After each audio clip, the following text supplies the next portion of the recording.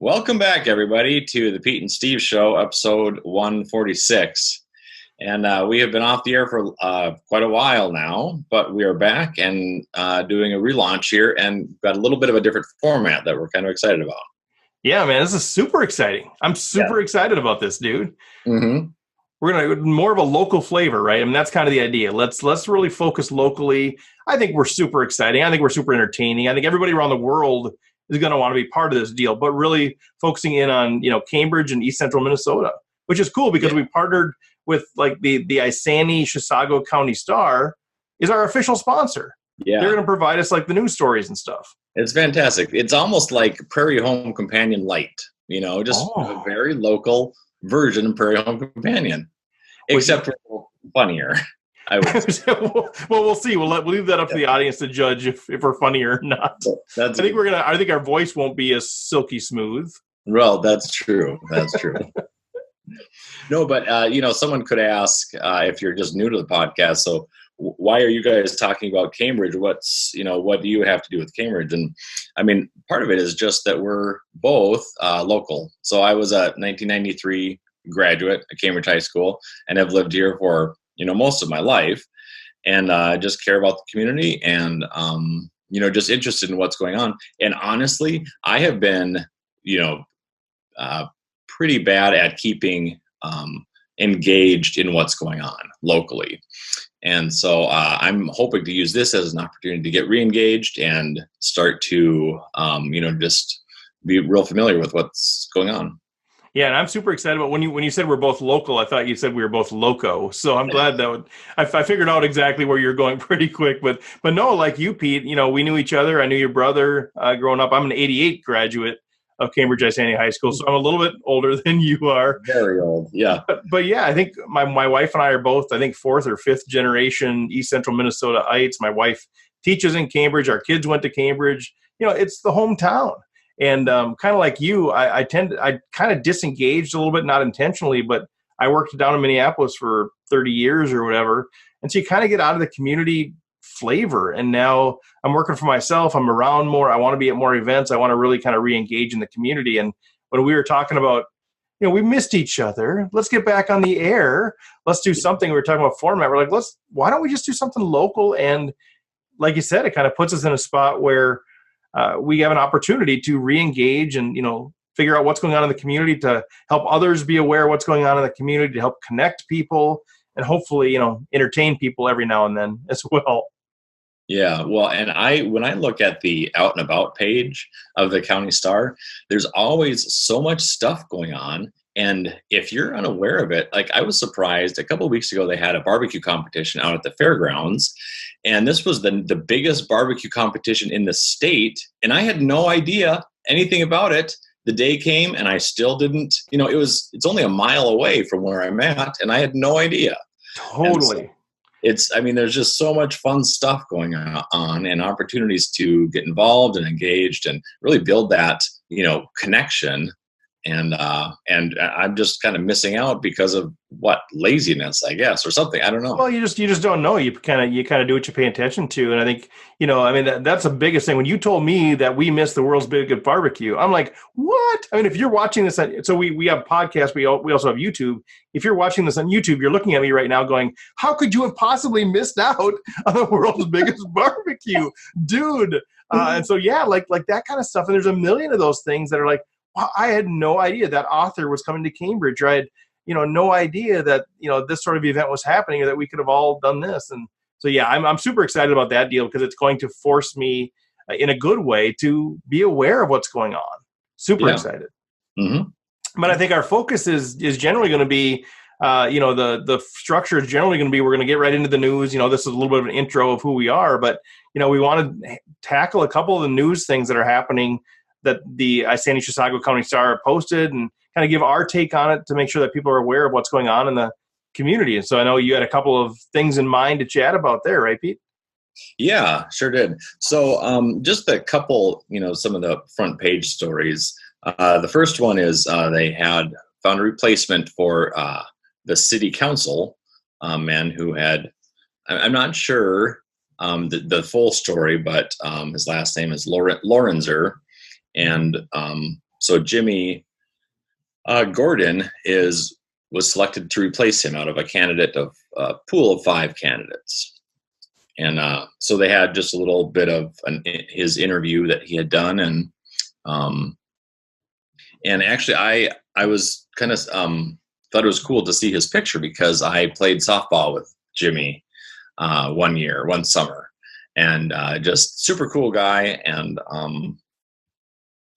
so yeah. Hey Pete, let me ask you this. Are you seeing the screen share that I'm doing right now? Yes, I am. Yeah. Is it showing the news article? No, it's showing the Pete and Steve. Yeah. So I've got it for some reason that changed. That messed up. Yeah, I'm not sure why that's doing that, but no. So what did you kind of take out of that article with Gordon replacing Russ? What kind of stood out there? Well, one of the big things is it sure seems like the local politics is that people are just getting more engaged, as maybe because the national politics are becoming more front and center. I mean, to me, there's just seemed like a real kind of a disengagement, people didn't really care about politics at all, 5-10 years ago. And now, since there's just been so much going on in the news, it seems like that's trickling down to the local level as well, which I think is kind of cool. And it gets, and I think younger people these days are just a lot more interested in politics and want to affect change and want to get involved. So are you pretty plugged into that whole thing? Like, so, I used to be, when I was younger, kind of plugged into what was going on in local politics, but now I just kind of get a little confused, a little overwhelmed by who does what are the roles of all of these different things. Cause this is the Isanti City Council. So, you've got all these different city councils that are out there. You get all these different sort of legislative bodies, quote unquote. I'm not really sure how much power they have as a city council or all those things. I hate to admit that kind of on the air, but yeah. I think that's one of those things where that kind of keeps me from getting involved. I just really don't know who does what, who's responsible for what. And then, you read the minutes on occasion of one of the council meetings, you're like, oh, I don't know, that wasn't that exciting. And, yeah. I don't know. So I think it's great. I agree that people are interested in local politics, but I think there's a groundswell of those of us who are out there is I don't really get it. Yeah.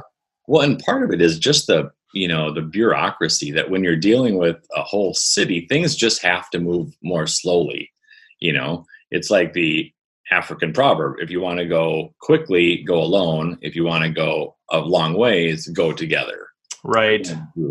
And so, I mean, sometimes I'll listen to meetings and just kind of get bogged down by the, I call it bureaucracy, which is kind of a negative, has negative connotations, but it's just a necessary part of getting everybody on board, getting the communications out there, giving everyone an opportunity to, speak their mind, and so that we can move forward together. So, but one of the things I did pull up the Cambridge City Council from the government page. So this is, and because I was interested in that question that you had about what is the responsibility and different things. So if you think that would be interesting, I can just kind of go over some of the highlights here. Yeah, that would be really cool. And I don't know, should I try to share my screen or?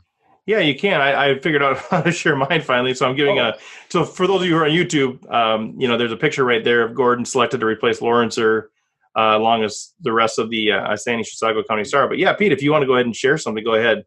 Yep. You'll click on share, and then you'll select the window that you want to do. Okay. So it looks like you have to stop sharing yours, and then I can. All you, man. All right. I will try to. Yep, and it's sharing now. Okay. Yeah, so this is the government page, and I thought it was interesting because, my question was, how much power does the city council have? Because they're making a ruling on the article we're going to talk about next, right? Raising the age of tobacco purchases. And I was like, I didn't realize at all that they have that much power, sort of. I thought that was kind of set at a national level or something. Obviously not. And so But this is interesting. I thought the compensation, the mayor of Cambridge gets $7,500 a year, and each of the council members gets $5,600. And the duties and responsibilities. So I think this can be summed up. I had another, I think all this can be kind of summed up by do the very best that they can to represent the constituents only after you've seen to the needs of the city as a whole. So it's sort of like, you're looking out for the city as well as individuals. Yeah. And so there's a lot of areas of responsibility. There's some things about running their own meetings. I thought it was kind of interesting that they have final say about hiring of all city employees. So the city council has ultimate authority of the hiring, discipline, and termination of all city employees, which I thought was kind of interesting. I didn't know that. Yeah, that's interesting. I mean, I don't know how that all works as far as, what's delegated down and those things, but that they actually have that power. I think, that's where, a lot of times there's boards and things that say, well, we have the power, but they've delegated that out. But it still comes back to the city council. Right. And I think it's interesting too. I mean, I know I've looked into it. I've had people say, hey, you should run for this, that, or the other, or, hey, can you be part of this leadership team or whatever? And it always comes down to two things. Like one is, it comes down to like three things. Like one is being on these things is so much more of a headache than people ever realize. Mm-hmm. Like people always rip on mayors, city council members, any political office, any whatever. And sometimes maybe it's right, maybe it's not, but it's way more complicated, way more difficult than people ever realize to be in leadership and on boards and on councils and that sort of thing. And go ahead. Yeah, and talk more about that, because what do you mean by that? Because you, in one of your school degrees, you kind of specialized in the leadership. Yeah. So I've got an MBA with an emphasis in nonprofit management, and I've done a lot of leadership thing. I've been in a lot of leadership, and I think, people just don't realize what goes into leadership. One thing in a business, another thing in a nonprofit, it's another thing, in a government sort of role or any sort of a board of director sort of role. It's just really, really hard. There's so many things you have to manage, that there's so many details that you have to oversee. There's so many things you have to try to balance all the time, trying to balance these things. And I'm sure in a city council, you've got these budget issues, not only limitations in budgets, but you can only spend certain money for certain things. It's always a give and take, and everybody always thinks you're doing a bad job. So it's one of those things where it's like, it's really hard, and everybody's at least half the people are gonna think you suck, if not all the people, because if you're doing your job right, probably everybody should have some sort of issue with you. Right. And then you get paid $5,600 a year to have everybody yell at you and to be it's just like, you really have to be a servant to do these things. Either you're really after power or you really have to be a servant. And so that's where my hat goes off to the folks that are doing this thing that, say $5,600, think, wow, that's okay. Well, not really. I'm sure the amount of time that they put in, especially if they're good, they're putting in so much time, their hourly rate has got to be just nothing. So they're really doing it to be a servant to the city. And so my hat goes off to the folks that are putting themselves in the line of fire doing that thing, because it's really hard. And, just looking online, you're just kind of scrolling through the responsibilities. That's a lot of things to keep in mind. And, hey, you've got a responsibility to the city as a whole. You got a responsibility to the individual members of the community. It's a tough deal. And I think I've got a lot of respect for people that are willing to do that. Because I mean, again, like I've been approached to be on different boards of things, and they have, stipends or whatever. And you're like, okay, so I can get this small stipend and I can come under fire from everybody. Right. Yeah. Like think about it being on the school board. Like everybody's on the school board always sucks, according to somebody, and you need those people on that wall. But boy, you're subjecting yourself to a lot of judgment there. Well, and the thing with leadership in a business versus like a, volunteer organization or city council, in a business, the boss ultimately, can just kind of pull I'm the boss card. Right. Just do what I say. But in volunteer organizations or in city, there's a lot more like you have to convince, and you don't have that same kind of power, I guess, which is good on one hand because it's more democratic and and people get heard, but it's bad because it just makes things run really slowly. So. For sure. Yeah, no, for sure. And like, if you're working for a company, and I've worked for some big companies, you work for some big companies, if you're down there just barking about the CEO, you're not going to be working for that company very long. Versus if you're you're a member of a community, you can bark about the leadership all you want. There's nothing they can do about you. You know what I mean? Yeah. So there is sort of that checks and balances in that way. Because we can all sit here, and I've been guilty of it. I think we're all been guilty of it. Just saying, oh man, those guys are idiots. Those guys don't know what they're talking about. Those guys are dumb. And maybe they are, but I'd say most people that are in a leadership role of any kind that have had any kind of a track record are not dumb. They might just disagree with you, or you're just saying one small piece of the decision they had to make. You see them say, we're going to spend $10,000 on whatever, a chain link fence. And you go ballistic about how ridiculous that is. Well, you don't know everything that went into that whole process, and they might have been really reluctant to do that. You just don't know. Yeah. Well, and the other thing is too, and I've thought about this, that when you jump up a level, like I think of, this is in relating to my employment. When you, like I'm at a certain level, and when you jump up a level, it's easy to kind of be a sharpshooter and critical of what's going on up here, but to make that leap to the next level, that's a huge bundle of talent and knowledge, and that you have that isn't always obvious from where I'm standing. Does that make sense? 100%. Yeah, because it's way more complicated than you realize. It just is. Yep.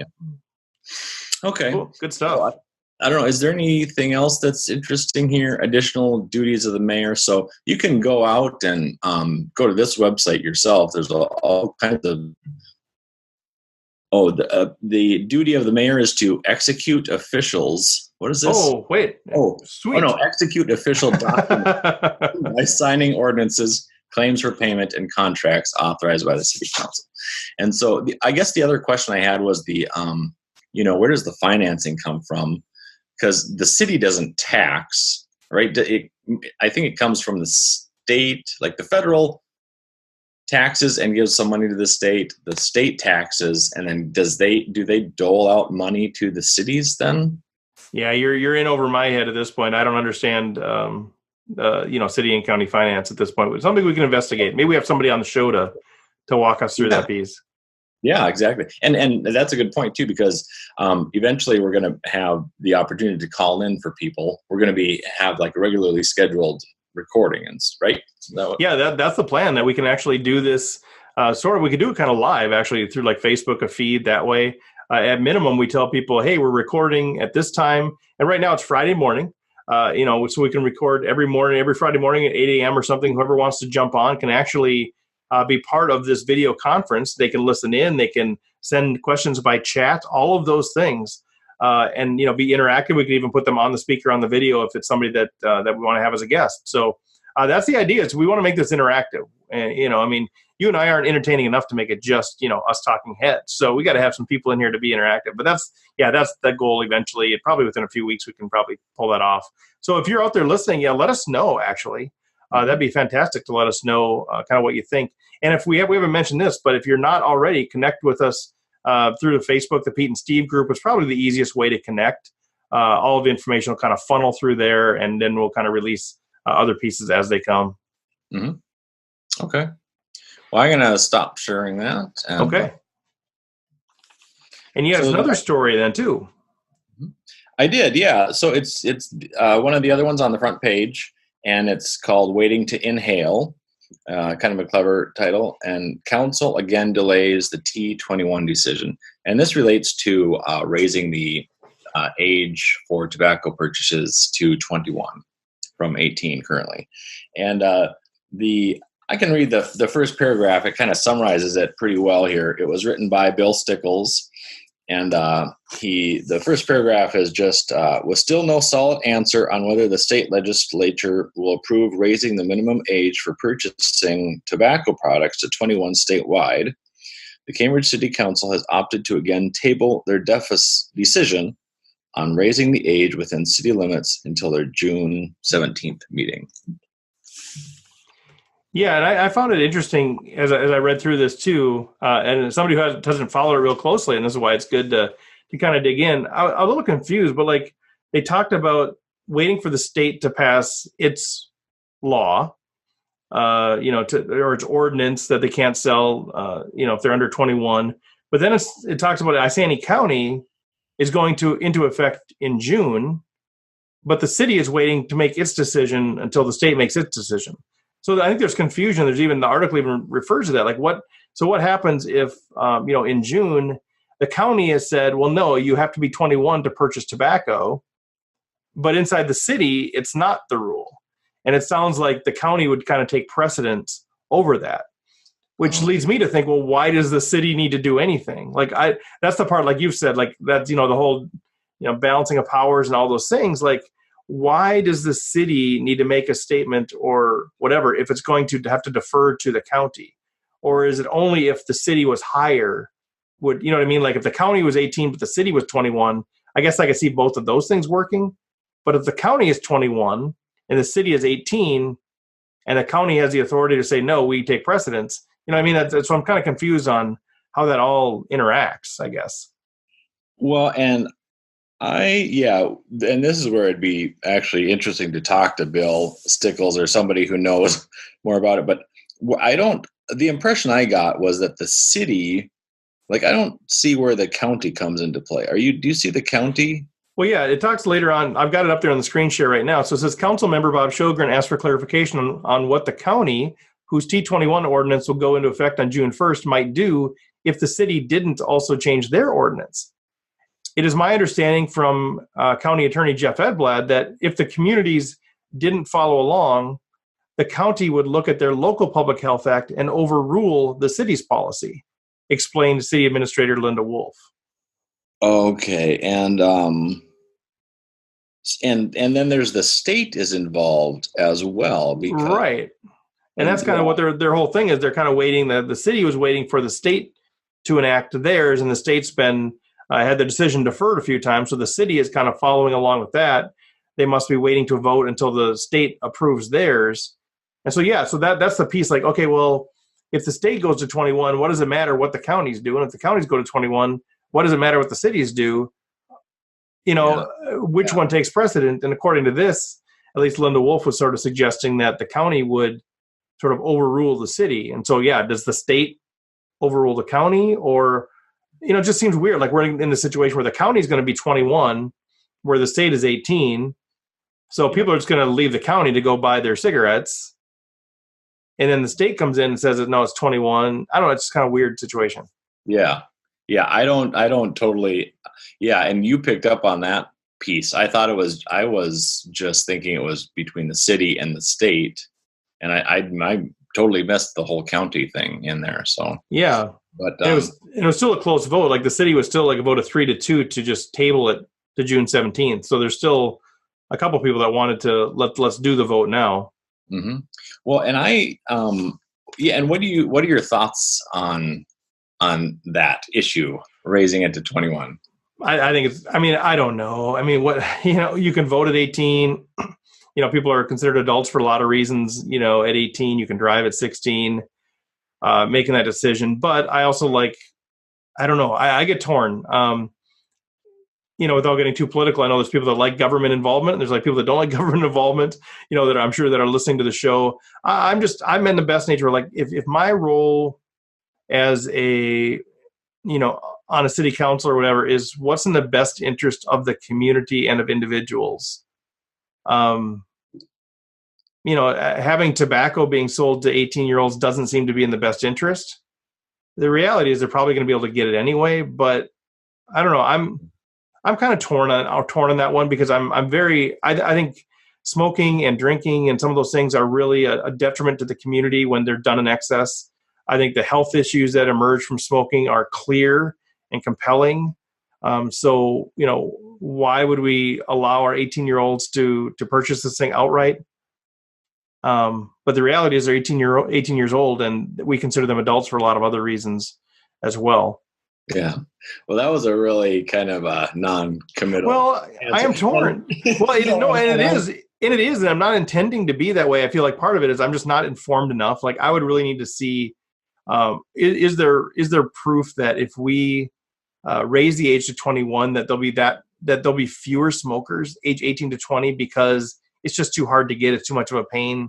So they choose not to smoke, which I think is a great outcome because it reduces obviously the health issues. And in some degree, we all pay for those health costs.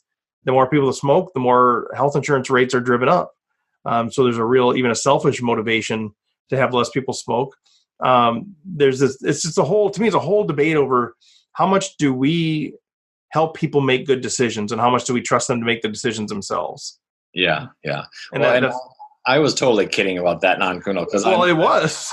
I'm pretty similar too. I mean, I guess in general, and again, we're not, I think the goal of the podcast here is to, well, one of them is to,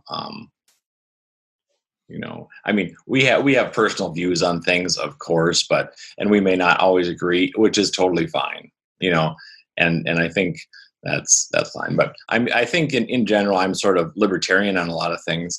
So I don't like the idea of someone telling me what I can and can't do. And even if it's unhealthy, it's sort of like, I don't know. So that was kind of but then I did read one of the statistics last week in the paper, and it was pretty, it kind of made me rethink some of that, because there are statistics about if you start, that e-cigs are so attractive to teens because they taste good. There's all these flavors. And, if you start smoking at a young age, the likelihood of you continuing on is just way higher. And they had some statistics that I thought, oh man, yeah, you could sort of accidentally, get into this. So I don't know. Yeah, no, and that's it. I mean, that every decision you make is all about that. What's the best for the individual? What's the best for the community? Seatbelts are one of those things where I don't think too many people balk at that right now. But that's sort of an imposed upon risk management, tool. Like if you're driving by yourself, why should you have to put a seatbelt on? Why isn't that up to you? Well, it's the law that, because they're trying to protect you. They're trying to keep you safe. And I think that's the goal. I mean, ultimately, there is a revenue piece that the state gets, or I'm not sure how that all works, but, cigarette sales do generate revenue for the government. Right. And so for them to come in and say, we want to actually reduce that, that's because it's in the best interest of the people. Right. Well, and the other part of it too is which age. Like obviously, I'm all for preventing tobacco sales to 5-year-olds, and 10-year-olds, But then it starts to get a little bit gray. Like, but 40-year-olds, I would not want to prevent, and so it's like. That's a piece of it too for me, is that sliding scale. When are you responsible for your own decisions, basically? Right. And I'm 49 and I still probably should not be trusted to make any of my decisions myself. So that's what Tracy is for. So I know age 50 maybe I'll be ready for that deal. So no, I think like you mentioned, I think our goal is not to necessarily make a point. We're not bringing these articles up to say, hey, here's what you should believe.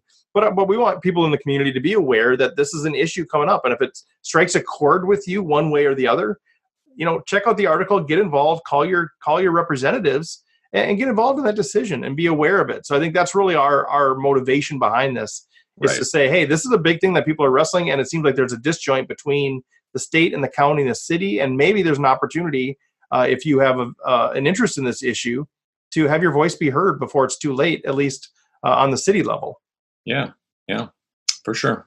Yeah. So what's going on now in the community? So one of the things we want to do is talk a little bit about what's happening, what's going on, like what's coming up, what should we get involved with, Pete? What should Pete and Steve go hang out in, man? What's the next barbecue deal that I'm missing out on? So you've got some of those things coming up. I do. So I've got the Out and About page open. And I don't know if you could pull that up on the screen. Well, they don't have that updated yet. So here's the calendar. You can see this online.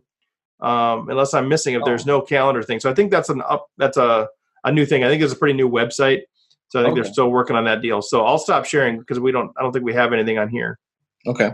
Yeah. Well, one of the things there's quite a few. I mean, there's probably 20 things listed here, all different sorts of things. But one of the ones that I thought was kind of interesting is all ages are challenged to run the Race the Rum 5K race. They're challenging you. Are you challenging me? Are you threatening me? I am challenging you, Peter. Race the Rum. I bet you'll lose if you race the rum. The rum's pretty fast right now. A lot of water. It's kind of fun. You dress up in a superhero costume, and it's when is the date? June 1st. Sorry for the rustling. It's a 5K and 1 mile run walk on Saturday, June 1st. Check in at 8 a.m. at the Government Center, Isanti County Government Center. And then the 5K is at 9 a.m. Have you ever done one of these? So get involved here. I mean, there's a bunch of kids in the picture, and they're dressed. One guy's got looks like maybe a Spider-Man costume on, but looks like they're having a great. I see one of the Harsey boys there actually, and but it looks like a blast. But I was curious, so get involved if you want. But have you ever done one of those 5Ks? I've not run one myself. I've actually planned on doing it a couple times, and my knees are really bad, and blah blah blah. It really is an excuse, but I'm going to do one because I think I'd be really proud of myself to do it, even if I walked it. My wife has done a couple, maybe 3 or 4, and she was so proud of herself for doing it. It was just a super cool thing, and she did I think it was the Race the Rum. It was one of the Cambridge ones. Beautiful, like 3 mile. You kind of go through Goldenwood, and it was really cool where she did it. People are out there clapping and encouraging you, and there's people that are walking the whole time. There's people that are, of course, running the whole time. So it's really kind of a cool thing, and I don't think you have to dress up in a superhero costume if that's uncomfortable for you. Just get out there and do it. And I think you mentioned the 1 mile. Last year, I dressed up as the Invisible Man. And you did? Exactly. Yeah. Every year. Yeah, trust me. Every year. I think that's a good idea. I think, and I was your sidekick, Invisible Boy or something. But no, I think they added the 1 mile thing, unless that's been around for a while. That's the first time I've heard of that, kind of the 1 mile. So, 5K is 3.1 miles. 1K is another option, maybe especially for younger people or people that have a health issue. I just think it's a cool community event. And I think the funds go like the fire department, I think, or something as well. So I think it's a nonprofit, I believe, fundraising thing also. If I'm wrong in that, I just give a free plug to the fire department. Yeah. Well, and I think I feel like I'm one of the last people that has not done like a 5K, but it sounds like you haven't either. So I haven't either. So maybe the Pete and Steve 5K at some point. Hey, yeah. Or we go participate. Now I would actually think about doing it. But I'm actually doing a wedding on that day up in Duluth. Isn't that kind of cool? I'm actually officiating a wedding that day. So I'm super excited about that. I know. Okay. So I'm busy. Otherwise, for sure, I'd do it. For sure, I'd probably do it twice if I was around. 3.1 miles. I mean, and if you can walk, really. I mean, you could. It's a pride thing. For me, it's a pride thing. Even though I'd be super, which sounds ironic, I'd be super proud at the end if I finished. But it's a pride thing that's keeping me from going there and like jogging for 30 seconds and walking for the next 40 minutes. You know what I mean? Yeah. So I think that's something I've got to get over, but I think it'd be really fun to do sometime. So yeah, June 1st, get out there. Yep. I've got a bunch of other things here. The Cambridge Day Out. Now, I don't know if you've, let's see if I can find that. Let's see. Have you done that before? What do you got going on there? What's the Cambridge Day Out? Well, okay, here it is. Yeah, the Cambridge Day Out will be held 9:30 a.m. to 1 p.m. in Central Green Park in Cambridge. Now, I'm not sure which park that is, actually, but it's... I know where that is. What date is that on? It's 9:30... let me see. Yeah, 9:30 is a time. I don't think you're saying September 30th. So that one's June 1st as well. Oh, same day. Well, let's go. Let's go. Race the Rum and then go hit Cambridge Day Out. And it's super fun. There's going to be vendor booths. There's going to be picnic by free will donation, bouncy house, face painting, prizes. Hey, face painting. I could get painted to look like you. Nice. And you painted to look like me. Nice. I was thinking more of a bouncy house sort of situation. Oh, That's what I was excited about. So that Central Green, that I believe is that park down by the government center. So the south end of town, you go past the Dairy Queen. There's the government center down that way, right after the speed limit changes. Everybody knows that deal. So that's where the Race the Rum probably starts right there, and then the Central Green is a little park, maybe a block or two north of that government center down there. okay. Oh, yeah. I know where that is. So it sounds like it's set up to really kind of coincide with the Race the Rum. So you race the rum, and then you go to the park, make a whole day out of it. Yeah. It's the Cambridge's day out. That's right. Yeah, totally. And then there's also a Love Your City discussions. And this is one of those things I had no idea. And they're kind of involved in this Cambridge downtown revitalization project. And I did go to one of those meetings a year or two ago where it was one of their kickoffs, and they're just trying to revitalize downtown. But this is on June 10th. They're having a Love Your City discussion, and the Cambridge City Council will hold open dialogue with residents on what they love, dislike, and want to change about Cambridge from 7 to 8:30 p.m. at Cambridge City Park. Wow. Yeah, I didn't know about that either. Yeah, I thought that is genius, So it's just there's one date listed, so it's the one discussion. So June 10th, 7 o'clock. Yep. And it says discussions. So it's almost sounds like it's probably a series, but they don't have any other dates. It's just, is there a location? Did you say the location for that one? Yep, the city park. Okay. So another opportunity, guys. Love your city, man. And that loving your city doesn't mean you just go there and say everything that's glorious. You can say, hey, here's some things that we want to change. Yeah. But speaking of the city park and something I'd never done before, it's been a year, so there's a lot of things that haven't done before that, but frolfing, what frolfing is? Oh, geez. Is that dressing up like a knight? It is not. No, it is not. That sounds awesome. No, Frisbee golf. So my kids are into Frisbee golf. And so just this last week, the city park has a Frisbee golf course set up in it. And so we went frolfing. We did 2 rounds, and then the next day we did 2 more rounds. So my shoulder's a little sore, a little bursitis, but it was super fun. And that's another one of those things, like, if you don't know about that, that's what we're here to do, is tell you about that. Get out frolfing. It's actually what it is. It's a glorious walk in the Cambridge City Park that is more exciting because you're throwing a disc around. So good times. Yeah. Mm-hmm. And I guess I just had, there's also the Peace Walk going on. Yep. And that has been going on for years and years, I think. And so that's going on June 1st as well. But that's kind of a cool group that gets together, and they just kind of walk for peace. It's just, I don't know how far they go, but it's a bi-monthly peace walk in Cambridge, start at 9 a.m. in the parking lot at Highway 95 and Birch Street. And so that's just at the end of my street. That's why I've seen it a couple times. Lasts about half an hour with positive messages supporting equal rights for all, protection of environment, and an end to violence. Group walks first and third Saturdays of every month. And then for info, email Wendy Bronson at yahoo.com. So cool. Yeah, no, I know some people that are part of that thing, and sometimes it's a small group, sometimes it's a bigger group, but kind of rain or shine, they're out there. And there's no big political message or anything other than just promoting peace, whatever that means to you, whatever that means to them. So I think it's kind of a cool thing. So you've probably maybe seen them walking around a little bit, wondering who they are. Well, there's their email. Was just Wendy.Brunson or Wendy Brunson? What was the email that people are? Yeah, Wendy Bronson at yahoo.com. There you go. So it's Bronson, Bronson. It's just all together. Yep. Very cool. So what else is that? That's kind of a wrap for this episode, right? It is. Yep. So we'll see. We'll kind of find our groove. We'll kind of figure out what people like, what people don't like. But man, tell your friends, tell your family, tell people about that. But give us feedback as well.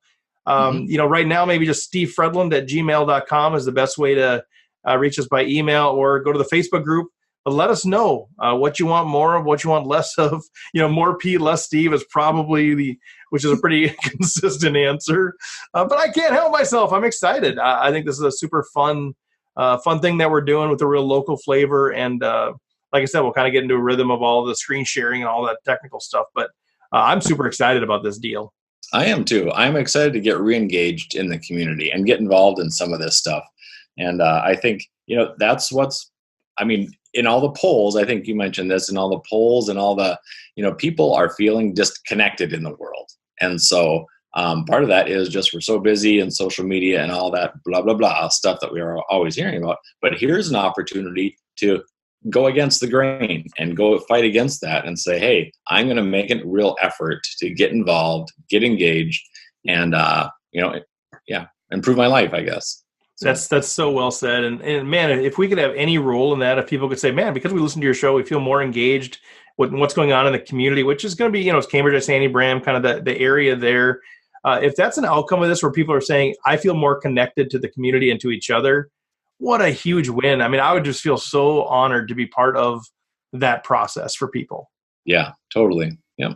And so I know we've got, we've got a number of things coming up in our personal lives, both of us coming up, but we were like, let's just start. We were kind of like, we got together like a week ago. We're like, okay, let's start planning this out, planning out. They were like, why don't we just start it? Let's just go. So, I think the people that are listening to us that have in the past that'll join us now are going to have a little grace for us as we kind of iron out the details of how we do this. But I think it's better I just love that we've just started. There's too much going on in the community to let another week go by without telling people about it.